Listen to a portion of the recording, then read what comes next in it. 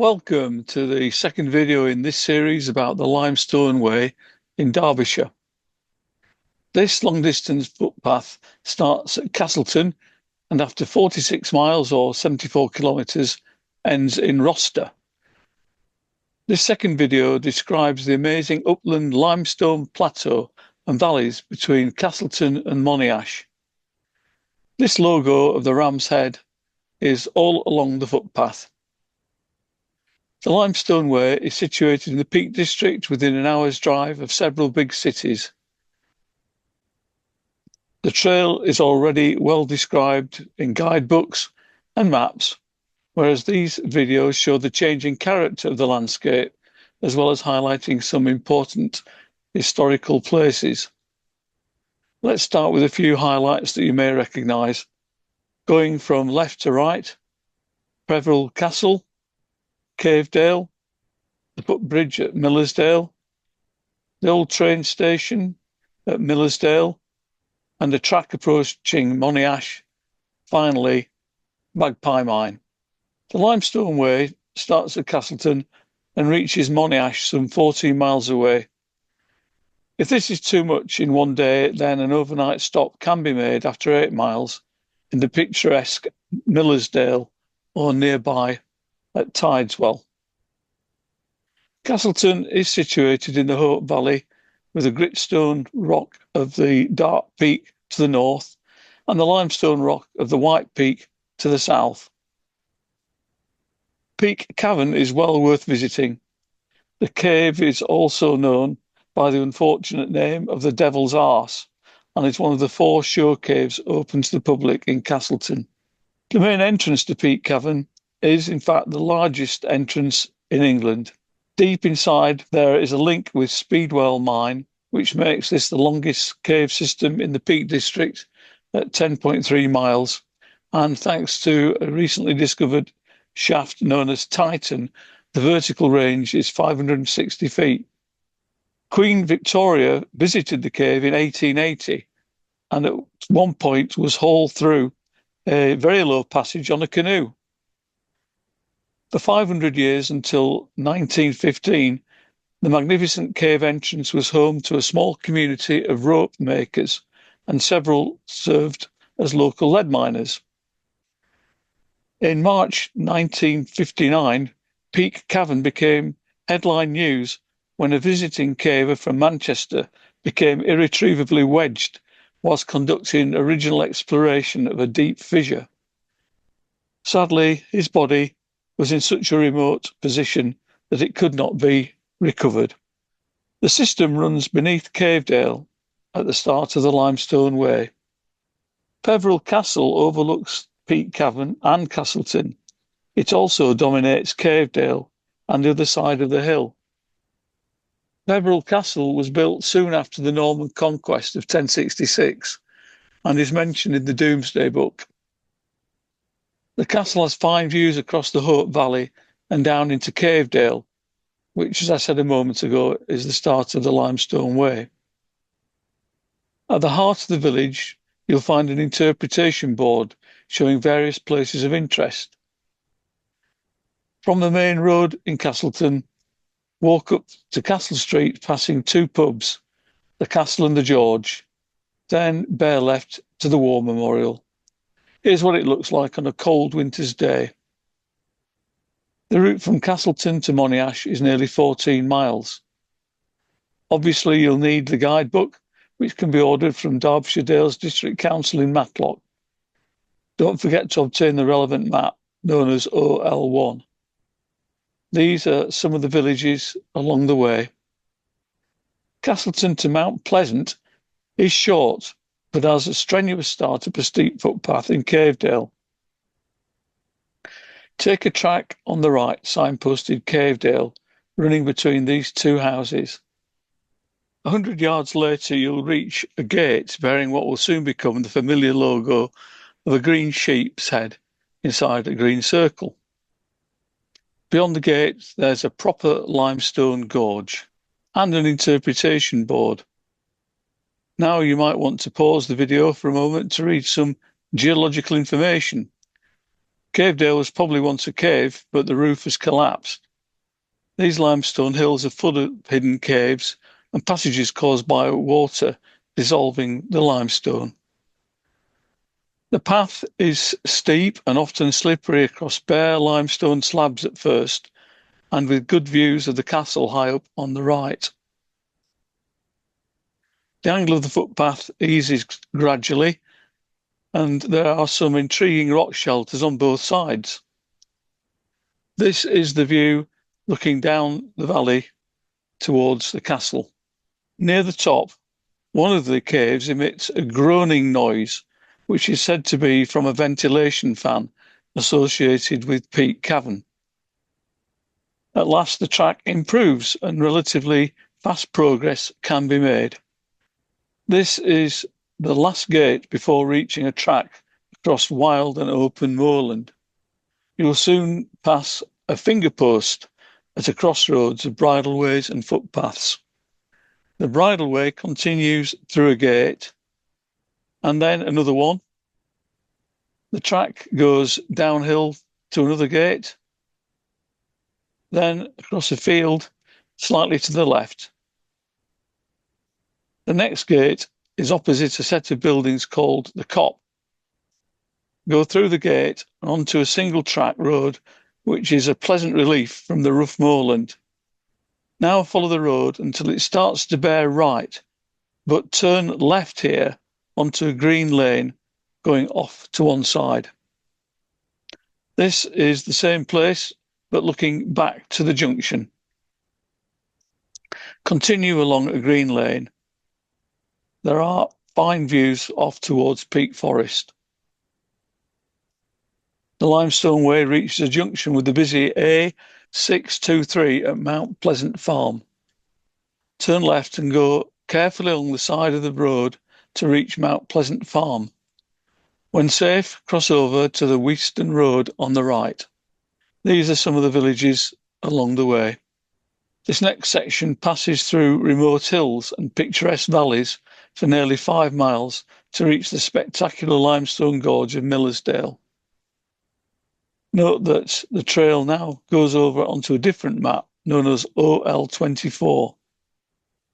About half a mile down the road, turn right onto a gravel track. The Pennine Bridleway also takes this route. The descent is quite steep in places, and this is a view looking downhill. Here's the view looking back uphill at the steep point. And as the track starts to level out, this becomes a very pleasant place. By the way, Cavedale joins from the right. A bit further on, the Pennine Bridleway bends around to the right.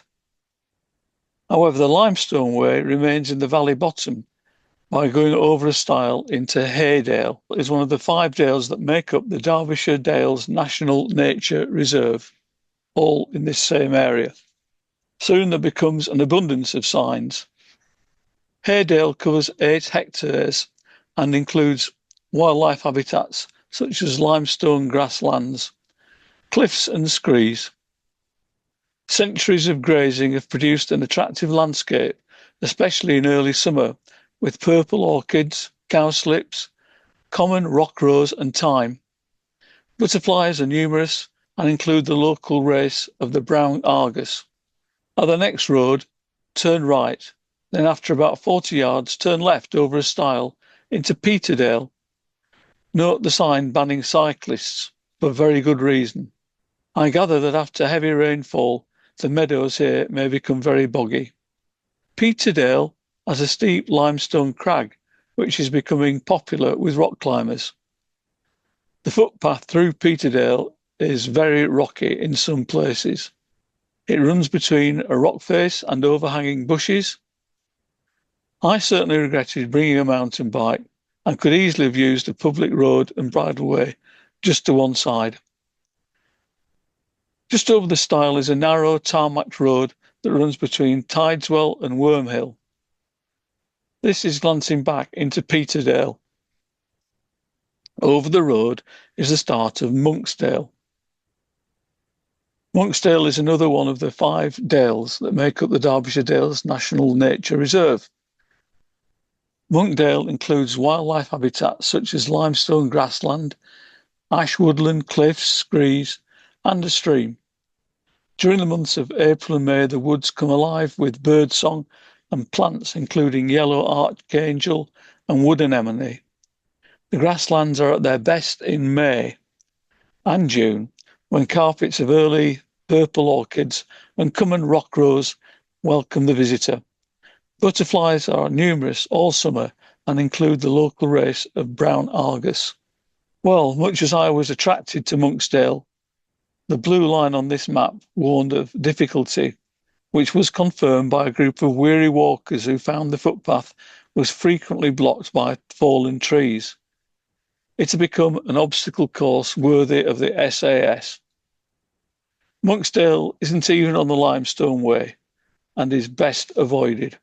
Therefore, from the stile, turn left up the steep hill and follow the road to Monksdale House. The road continues to Tideswell, but at the house, the Limestone Way turns right onto a track. This is a public bridle way, which is fine for walkers, bike riders and horse riders, but not for cars or motorbikes. The track heads south across an empty plateau towards Millersdale. The walking is easy and rapid progress can be made. After half a mile or so, there's a T-junction where the Limestone Way turns to the right. Go through the gate and follow the track gently downhill to another gate in a tiny patch of trees. Soon there are spectacular views down into Monksdale and beyond. A bit further on, the ground starts to fall away as Millersdale comes into view. At Monksdale Farm, turn right following the track steeply downhill. On a hot summer's day, the trees provide welcome shade. Look out for a stone trough, old milk churns on the wall, and then go through the gate. A signpost offers 2 possibilities, but in my opinion, you're best turning to the left. This path comes down to a metal gate at a tarmac road. Turn right. Soon the road from Tideswell to Buxton comes into view. Refreshments are usually available at the Angler's Rest. Nearby is an attractive footbridge over the River Wye. Back at the main road, the Limestone Way goes beneath a double viaduct. Further on, there's a road junction signposted Wormhill and Monsell Trail. The old railway station has a cafe, public toilets, and a free exhibition about life as it used to be in Millersdale. Look out for an interpretation board which has some old black and white photos that I've reproduced here. Millersdale Station was once a busy junction on the line where passengers from Buxton embarked. Trains ran through Millersdale until 1968, and the route is now a haven for wildlife. This is the first viaduct in 1900 viewed from river level with a steam train crossing over. The station originally had 2 main platforms, but in 1905 further platforms were added, as well as the construction of a second viaduct across the valley. It was one of the few stations in England to have a post office. Millersdale was a hive of activity, with farmers bringing milk every morning to catch the milk train, whilst visitors came to seek the country air. Today, the viaduct on the left is closed off, whilst the Monsell Trail takes the viaduct on the right. The older of these 2 viaducts carries the Monsell Trail, now a path for walkers, cyclists and horse riders, along the old Midland Railway line, which ran between London and Manchester. This is a picturesque spot overlooking the River Wye with the main road alongside. These again are some of the villages along the way. The next section to Monyash via Flagg is 5.8 miles, or about 9 kilometres. It's handy to be using the same guidebook and Ordnance Survey map. The next section to Monyash is along bridleways and quiet minor roads, which, as far as I know, are suitable for cycling.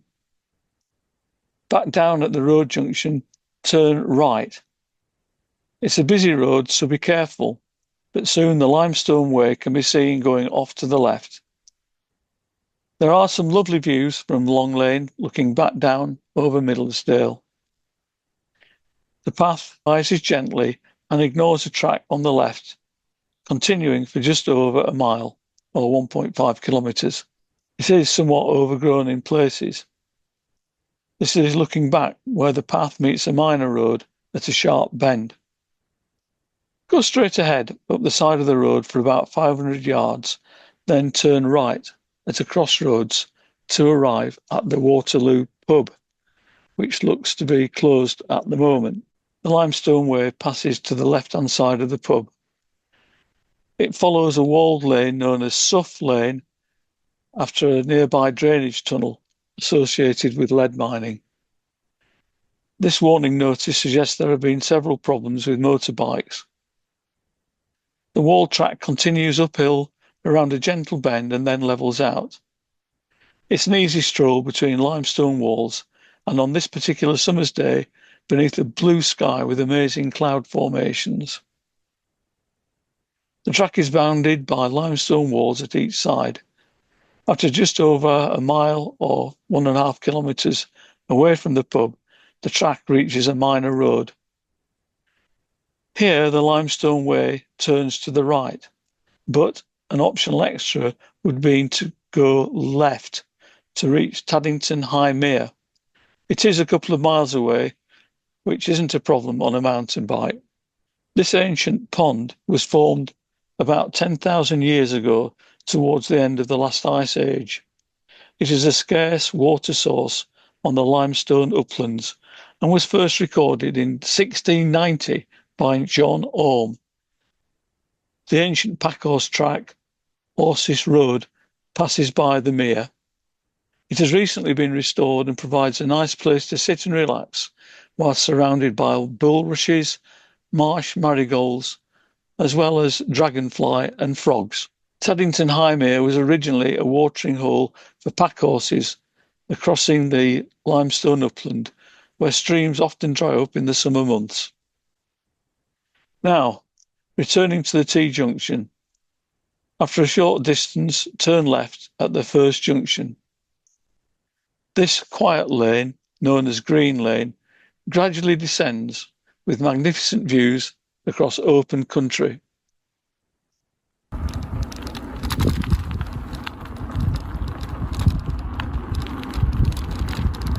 White Peak Plateau is crisscrossed by a patchwork of limestone walls, making a distinctive landscape. These limestone uplands and dales were amongst the first places to be settled by man. They are rich in prehistoric remains. The village of Flagg is marked by a 40-mile-an-hour sign and an informal sign for the school. At the other end of the village, just past the chapel, turn right onto Mycock Lane. Where the road bears sharp right, continue straight along a farm track towards Knotlow Farm. The Limestone Way bears to the right of the farm track.